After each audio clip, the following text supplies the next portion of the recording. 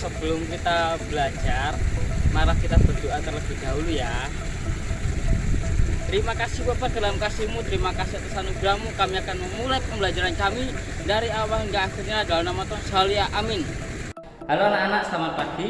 Ya, berjumpa kembali bersama Pak Daniel. Yuk, Pak Daniel mau cerita tentang bab 5 ya, tindakan manusia memelihara alam. Nah, kalau kita punya alam, ya, punya lingkungan, ya, baik di dalam rumah maupun di luar rumah, ya, itu kan adalah suatu perkara yang kita kan, tempat tinggal kita. Kita harus menjaga, merawat, nah, merapikan, membersihkan dan lain sebagainya. Nah, kita belajar dari tindakan manusia memelihara alam, ya, tindakan manusia memelihara alam. Tuhan itu menciptakan alam semesta, ya, alam semesta yang sangat bagus, ya, lebar, panjang, dalam, tinggi, semua ya. Bumi ini kita lihat susah sekali ya untuk keliling bumi. Oke, itu semua ciptaan Tuhan, dari benda kecil sampai benda besar, dari benda-benda beneran di langit ya sampai di dalam bumi ya. Itu semua ciptaan Tuhan. Tuhan menciptakan itu semuanya sungguh amat baik. Tuhan menciptakan manusia pada hari yang terakhir. Kenapa? Karena manusia kalau diciptakan di hari pertama, kedua, ketiga dia nggak bisa hidup ya, karena kebutuhan manusia belum terpenuhi di situ. Nah, karena Tuhan menciptakan di hari terakhir kan semua kebutuhan sudah terpenuhi, jadi manusia bisa hidup untuk kelangsungan hidupnya. Terus ini dalam Kejadian 1 ayat 26 sampai 27, berfirmanlah Allah, baiklah kita menjadikan manusia menurut gambar dan rupanya, ya, rupa kita, supaya mereka berkuasa atas ikan-ikan di laut dan burung-burung di udara dan atas ternak dan atas seluruh bumi, atas segala binatang melata dan binatang udara yang merayap di bumi. Maka Allah menciptakan manusia itu menurut gambarnya, menurut gambar Allah diciptakannya, dia laki-laki dan dia perempuan, ya.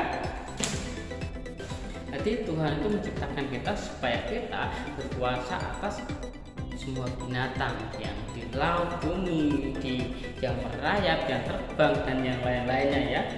Manusia diciptakan Tuhan yang paling mulia, kan manusia bisa berkuasa atas mereka ya, atas ikan-ikan, atas burung, atas binatang, atas tumbuhan, semuanya yang Tuhan ciptakan ya. Manusia diberi kuasa berarti manusia bebas, tapi enggak semena-mena, bebas bukan terbatas, tapi bebas dengan hati ya, dan mengambil itu dengan merasa cukup. Kalau cukup ya sudah cukup, enggak boleh berlebihan. Yang namanya berlebihan itu tidak bagus ya. Itu waktu bangsa Israel keluar mau ke tanah perjanjian kan, mereka melewati padang gurun kan. Nah, mereka dikirim roti mana dari surga kan, mereka mengambil secukupnya. Jika mereka mengambil lebih, mananya itu akan busuk.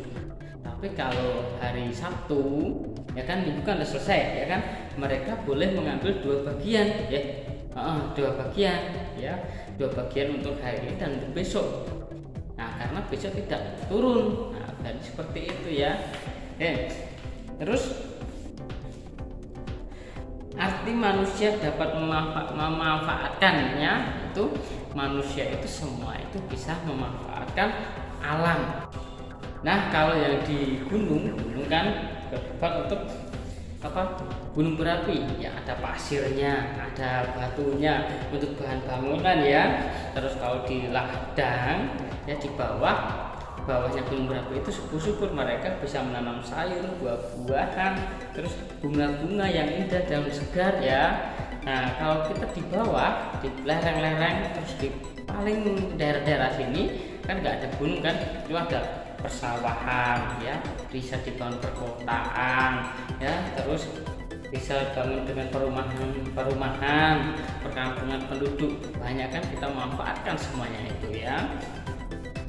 Terus supaya dapat hidup dan bertumbuh, manusia harus makan, minum, bekerja dan lain sebagainya, istirahat juga. Nah, manusia itu karena supaya untuk memenuhi kebutuhannya manusia harus bekerja, maka mencari nafkah, ya, maka memanfaatkan semuanya itu, ya, tumbuhan, hewan, ya, dikelola untuk dimakan, untuk sebagai sumber kehidupannya, ya kan, untuk makanan jasmaninya. Kalau rohaninya sih Tuhan, ya kan, kita berdoa, kita pelayanan, kita beribadah, itu rohani kita, kan. Terus bawahnya lagi, Tuhan menciptakan alam semesta beserta isinya dalam keadaan sungguh amat baik. Manusia harus menjaga, memelihara, merawat, dan melestarikan dengan benar, ya. Yang tadi kita harus menjaga, merawat lingkungan kita, ya, terus melestarikan lingkungan kita. Misalnya melestarikan, kalau kita habis nebang pohon, kita juga harus menanam pohon lagi supaya dia tumbuh, ya, saat kita tebang ini kan udah tumbuh. Nah, itu ya.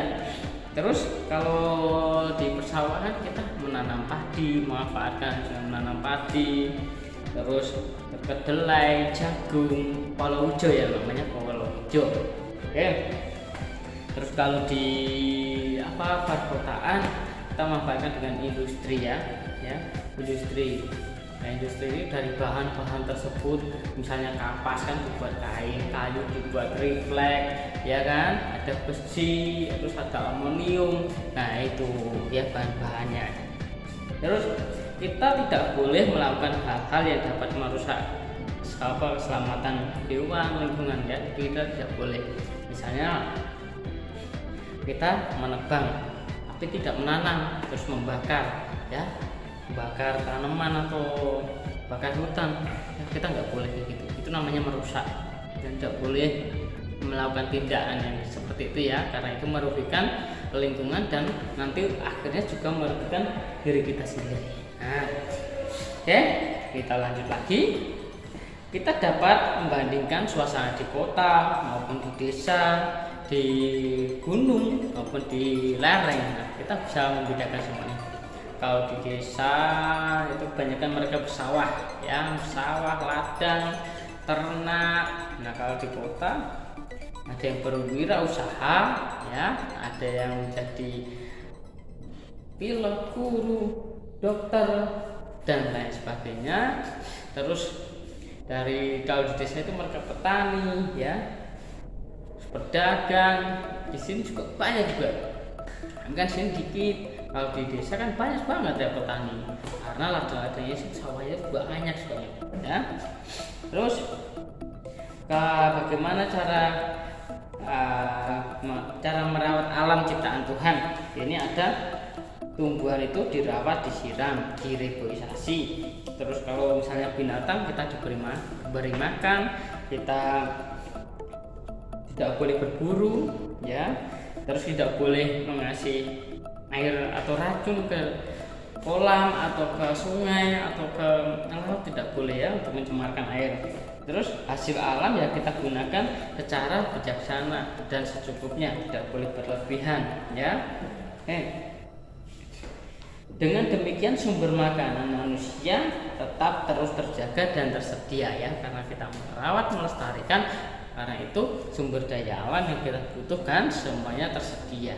Nah, yang berikutnya, semua yang diciptakan Tuhan sangat bermanfaat bagi manusia dan kita harus merawatnya. Semua ciptaan itu Tuhan itu baik dan bermanfaat bagi kita semua. Apabila manusia tidak melaksanakan tugas-tugasnya, maka alam-alam tersebut akan berkurang sedikit demi sedikit dan kebutuhan manusia tidak terpenuhi. Jadi kita harus merawat semua lingkungan yang ada, ya kan. Terus merawat hasil panen, misalnya hasil panen, ya, kita rawat semaksimal mungkin supaya kebutuhan kita nanti hari per hari atau sampai sebulan atau 1 tahun itu terpenuhi semua.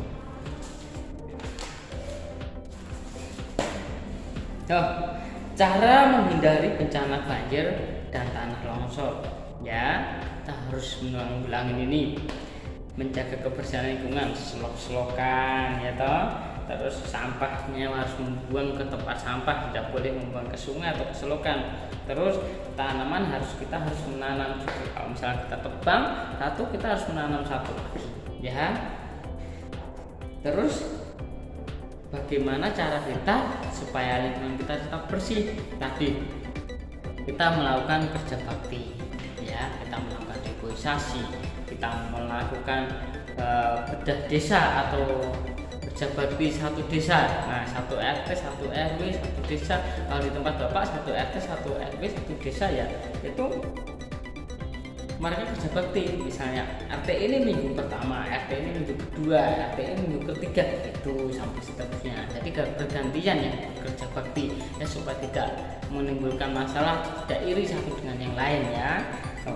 Mari kita memanfaatkan hasil ciptaan alam, ciptaan Tuhan dengan penuh rasa syukur, disertai untuk usaha untuk melestarikan agar tidak punah, ya, sehingga sumber kehidupan manusia dapat terus terpenuhi. Sampai di sini ciptaan kita, ya, tetap semangat. Terima kasih Bapak atas kasih-Mu, terima kasih atas anugerah-Mu. Kami sudah belajar, memberkati kami, pimpin kami hingga kami dapat mengaplikasikannya untuk kehidupan kami sehari-hari dan menjadi berkat buat banyak orang. Terima kasih pada nama Tuhan Yesus. Amin.